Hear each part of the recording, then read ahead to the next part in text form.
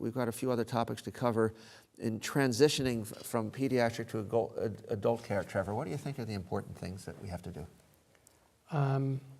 I think often when you are transitioning, it's usually when you've had a relationship with a family and been treating their epilepsy for a long period of time. And I think it's important to actually facilitate the connection with the transitioning physician. It's not just a matter of the data and the notes. It also relates to communication, family expectations, the patient's own specific situation.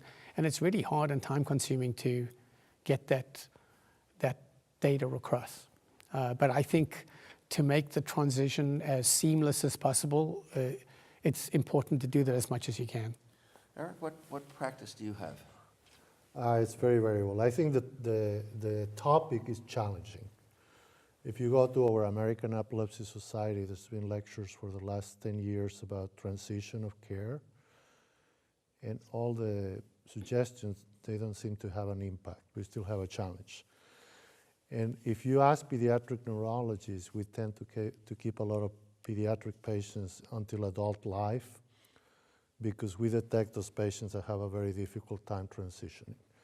So one of the ideas that I had that I haven't implemented yet is the connector. So I think that it's very hard for a patient with a chronic illness with a lot of needs to lose their pediatrician and their pediatric neurologist. They're your family.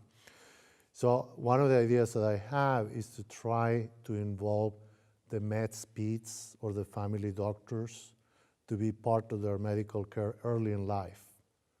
So instead of waiting until they're adults, maybe take over at age 15 when it's predicted that they're going to have a lung problem so that they can serve as liaisons with the adult neurologists. That's a project that I actually want to present to the AES, but that's because we need something that continues to hold the hands of these families that have a lot of needs.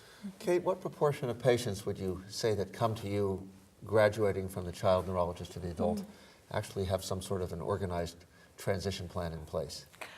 Fortunately, that's actually changed substantially recently. I think for a few reasons. One, the electronic medical records are increasingly talking to each other. And so instead of 5 years ago when a very complex pediatric patient would show up for their new patient visit expecting me to have all their records, which hadn't been faxed, hadn't been received, and I know nothing about them, now it's much more frequent that I can look up in our electronic medical record and see other providers' notes. Another reason is at Penn, a collaboration between one of our nurse practitioners and the Children's Hospital of Philadelphia, they've been working on a transitions program. And I think that has been really helpful. The key features of that program is that patients, when they're referred over for transition, our nurse practitioner is actually going into their chart before they come in, preparing for the office visit, messages the provider that's going to see them within the record.